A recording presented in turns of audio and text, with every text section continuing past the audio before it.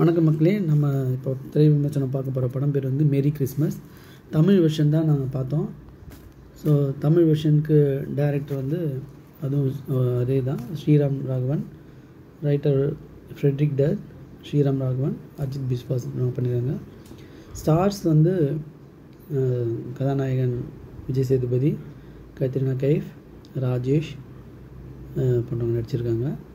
இந்த படத்தில் கதைன்னு சொல்லும்போது ஒரு நைட்டில் நடக்கிற மாதிரியான ஒரு கதை. இந்த நைட்டில் வந்து ரெண்டு முகம் தெரியாத சந்திச்சாங்கன்னா என்ன ஆகுது அப்படின்னு தான் இந்த கதையோட சுருக்கம்.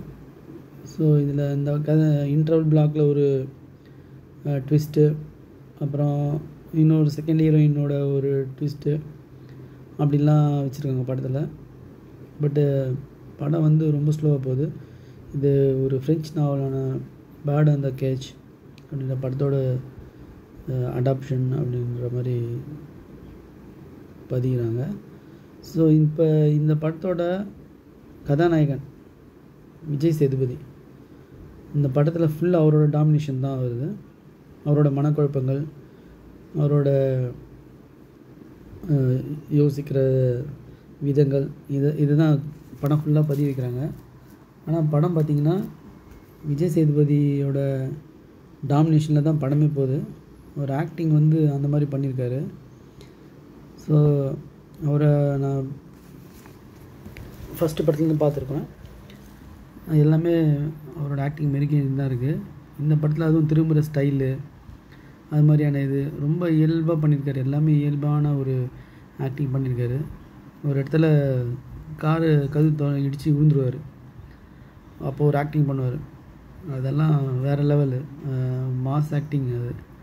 அதை இன்னும் அவர் ரொம்ப யூஸ் பண்ணிக்கலாம். அந்த படத்தில் வந்து டைரக்டர் வந்து விஜய் சேதுபதி இன்னும் நல்லா ஆக்ஷன் பேக்கடு அண்டு ஆக்டிங் சீக்வன்ஸ்லாம் கொடுத்து யூஸ் பண்ணியிருக்கலாம்.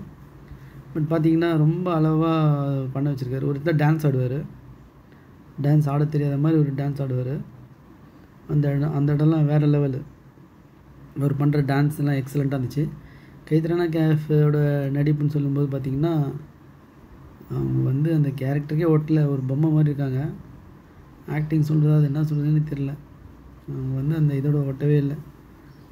பிராணின்னு அவங்க ஒரு குழந்தை ஒன்று இருக்கும், அதெல்லாம் சில ட்விஸ்ட்லாம் இருக்கும். ஸோ அது எதுவும் படத்தோட கனெக்ட் ஆகிற மாதிரி தெரியல. படம் ரொம்ப ஸ்லோவாக போகும். இது வந்து ஒரு பீரியட் படம் மாதிரி பண்ணியிருக்காங்க. லைக்கு நம்ம சென்னை எப்படி மெட்ராஸ்னு கூப்பிட்ட மாதிரி பாம்பே வந்து மும்பைன்னு கூப்பிட்றதுக்கு முன்னாடி நடந்த கதை மாதிரி சொல்லியிருப்பாங்க. ஸோ ஸ்டார்டிங்லேருந்து அந்த இது இருக்கும். அதனால் இந்த செல்ஃபோன் அது மாதிரியான கம்யூனிகேஷன் விஷயம்லாம் அந்த ஸ்கிரிப்டுக்குள்ளே வராது. ரொம்ப ஒரு ஸ்லோவான ஒரு மூவ்ப்போம். இதே மாதிரி ஸ்பானிஷ் படம்லாம் ஏற்கனவே வந்திருக்கு, இதே மாதிரி சீக்வன்ஸ்லாம் வந்திருக்கு. பட் இந்த படம் ஒரு வித்தியாசமான ஸ்கிரிப்டுன்ற மாதிரி சொல்கிறாங்க. இந்த அந்தாந்தூன் டைரக்டர் தான் ஸ்ரீராம் ராகவன் பண்ணியிருக்காரு. அந்தாந்தூன் லெவலுக்கெலாம் சொல்ல முடியாது. அந்தாந்தூன்லாம் வேறு லெவல். அது நல்லா எக்ஸலண்ட்டாக போச்சு. சஸ்பென்ஸாக இருக்கட்டும், சஸ்பென்ஸ் காமெடியாக இருக்கட்டும். இது ஒரு ட்ராமா ஜானரில் தான் சொல்லணும். ட்ராமா ஜானர் இல்லை த்ரில்லர், ட்ராமா த்ரில்லர் அப்படின்னு சொல்லலாம். ஸோ அந்த கிறிஸ்மஸ் ஈவில் என்ன நடக்குது, அந்த நைட்டில் என்ன நடக்குதுன்றது தான் இந்த கதை. இந்த கதையோட மூமெண்ட்டை எப்படி சொல்லணும்னு கேட்டால் ஒரு நார்மலான ஒரு வைப் தான் இந்த படத்துக்கு வருது. தேங்க்யூ.